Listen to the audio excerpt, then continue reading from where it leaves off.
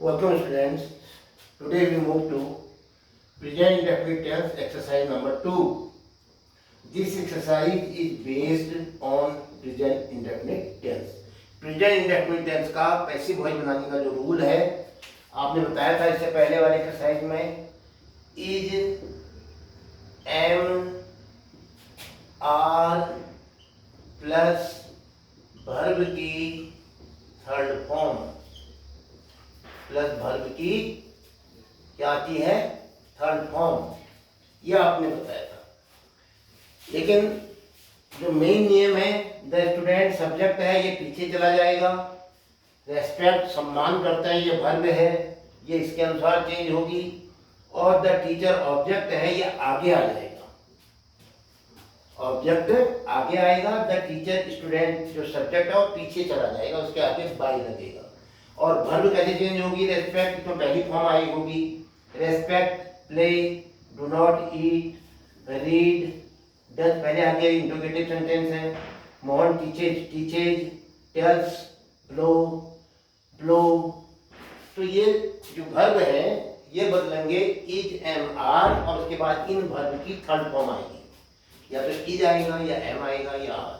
ये सब्जेक्ट पर निर्भर करेगा। सब्जेक्ट कौन बनेगा, जो ऑब्जेक्ट था वो बनेगा।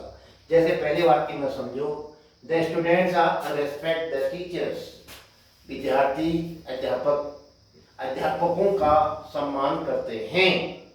तो द टीचर्स आगे जाएंगे, द टीचर्स, अध्यापकों का विद्यार्थियों के द्वारा सम्मान किया जाता है। तो क्या होगा, इज, एम, आर में से टीचर प्लूरल नंबर पे है तो आर आएगा, सीधी सी बात है, क्योंकि एम तो केवल आई के साथ आता है। इज जो है सिंगुलर नंबर की वर्ब के साथ आता है, मतलब सब्जेक्ट के साथ आता है।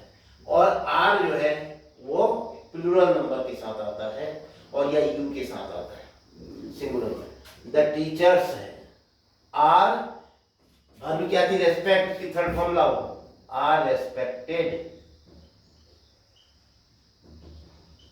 Respect, respected, respected, third form आई। The teachers are respected by, और द स्टूडेंट पीछे जाकर के ऑब्जेक्ट बन जाएंगे, by the students.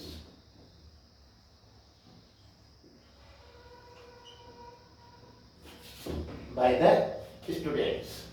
Yes, does she play cricket, does she play cricket, क्या वो क्रिकेट खेलती है, इंट्रोगेटिव सेंटेंस। तो अब ये जो डज है, कुछ लोग ऐसे आप याद कर लेते हैं बच्चे, इज, एम, आर में चेंज होता है। ये निर्भर करेगा जो यहां से ऑब्जेक्ट वहां जाकर के सब्जेक्ट बनेगा। मैं कहता हूं आप इसका पहले अफर्मेटिव बनाओ, मतलब असर्टिव बना लो, सी प्लेज क्रिकेट, ठीक है। अब कहोगे साहब क्रिकेट आगे आएगा तो क्रिकेट उसके साथ इज आता है, क्रिकेट इज प्लेड बाय हर, ये होता है। लेकिन अब क्या है, क्रिकेट इज प्लेड आया है। इज क्या है बताइए, हेल्पिंग वर्ब है। इज को उठाओ, क्रिकेट के आगे रख दो, इसको उठा करके क्रिकेट के आगे रख देना, तो क्या बनेगा, इज क्रिकेट, क्योंकि क्रिकेट को आगे जाना है सब्जेक्ट के रूप में। इज क्रिकेट, बताइए, इज क्रिकेट, थर्ड फॉर्म क्या हो गया, हेल्पिंग वर्ब तो यहां आ गई, प्लेड। और ये सी जो है ये क्या हो जाएगी, ऑब्जेक्ट। तो सी का ऑब्जेक्ट क्या बनेगा, हर। इस क्रिकेट प्लेड, उसके आगे बाय लगेगा और सी नहीं आएगा, क्या आएगा, सी की जगह में हर। और एक इंट्रोगेटिव सेंटेंस है, क्या क्रिकेट, क्या क्रिकेट उसके द्वारा खेला जाता है। Yes, the dog do not eat grass, dogs grass नहीं खाते हैं, घास नहीं खाते हैं। तो डू नॉट ईट का क्या होगा, इज नॉट या एम नॉट या आर नॉट। फिर ईट का third form eaten, is not eaten, am not eaten, are not eaten. अब ग्रास का ऑब्जेक्ट है, द डॉग जो है सब्जेक्ट है, ये पीछे चले जाएगा द डॉग, ग्रास आगे आएगा, तो ग्रास को आगे ले लो,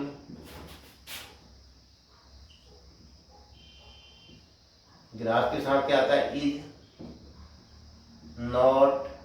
नेगेटिव सेंटेंस है तो जैसे यहाँ डू के बाद आया है ना नॉट, अब यहाँ डू तो बदल लिया इज में, इसके बाद नॉट आएगा। इज नॉट ईट की थर्ड फॉर्म, ईटन बाय, ये द डॉग जो थे पीछे जाएंगे, बाय द डॉग, इसका ऑब्जेक्टिव केस डॉग ही रहेगा, by the dog. Yes, does your father read English paper, क्या तुम्हारे पिताजी इंग्लिश न्यूज़पेपर पढ़ते हैं।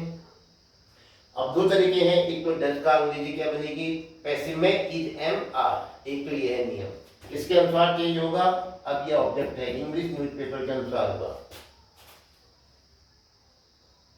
Does your father read the English newspaper, read English newspaper, चलो इंग्लिश न्यूज़पेपर अगर रोज आ रहा है तो आप उसको आर्टिकल हटा भी सकते हो। Does your father read English newspaper, तो इंग्लिश न्यूज़पेपर एक पेपर है, अखबार का नाम है, तो यहाँ पर क्या आएगा, इज, है ना, इज इंग्लिश न्यूज़पेपर, रीड की third form red, read your father bye your father, your father पीछे जाकर के ऑब्जेक्ट बन जाएगा, उसके आगे बाय बनेगा।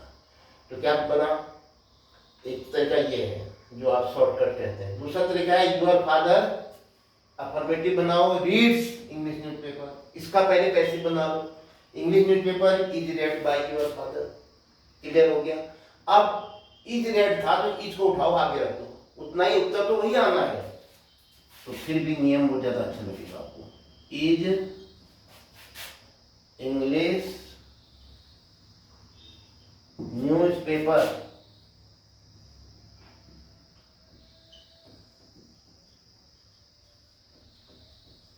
थर्ड फॉर्म लाओ वर्ब की, रीड की, रेड, स्पेलिंग वही रहेंगी, बाय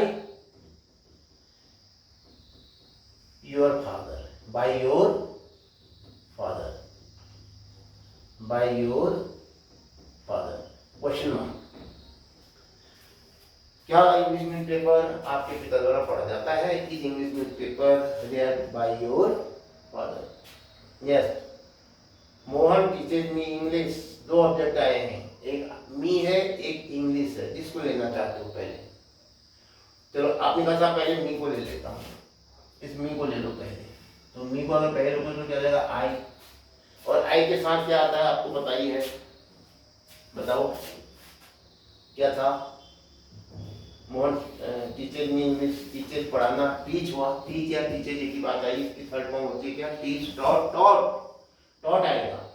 अच्छा, ये मी को लिया आपने तो आई, आई के साथ क्या आएगा, इज एम आर में M, I am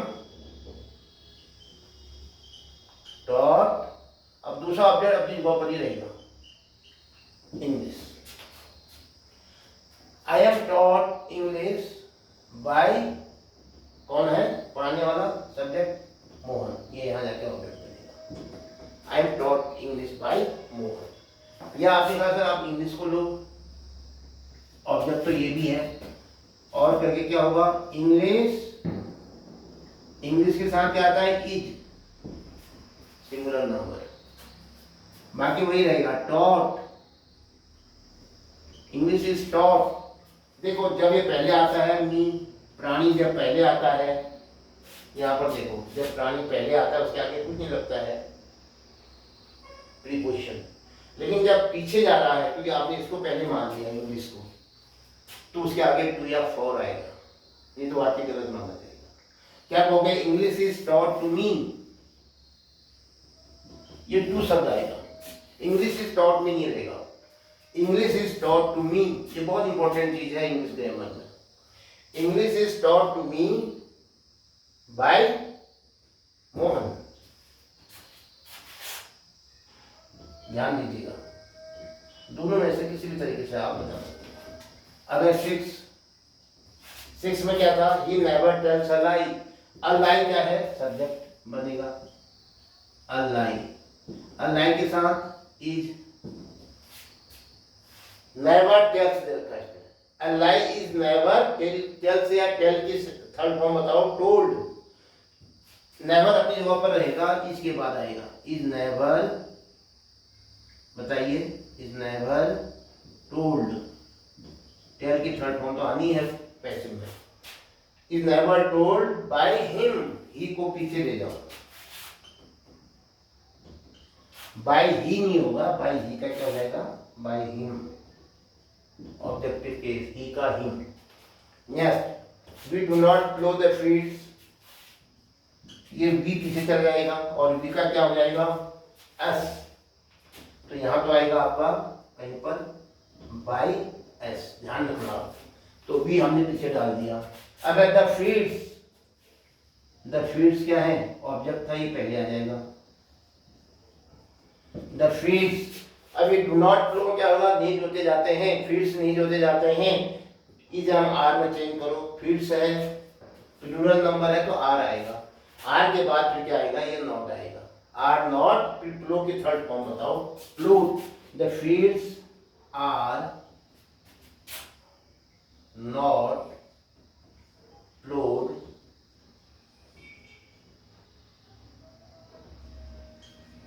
by us, ये आ गया। Next and last,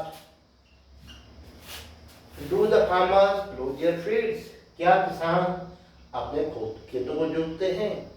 अब इसका पैसिव रहेगा, क्या उनके फील्ड, उनके खेत किसानों के द्वारा, क्या अपने खेत किसानों के द्वारा जोते जाते हैं, तो डू जो है विश्वाचक है, मतलब हेल्पिंग वर्ब है, ये बदल जाएगी अब इज एम आर में, क्योंकि यहाँ हेल्पिंग वर्ब क्या आ रही है, is am are plus verb की थर्ड फॉर्म। अब क्या है, ये निर्भर करेगा इस पर, जोते जाते हैं, जोतते हैं, क्या जोतते हैं, देयर फील्ड्स, ये ऑब्जेक्ट हो गया, तो इसको पहले ले आओ, देयर फील्ड्स,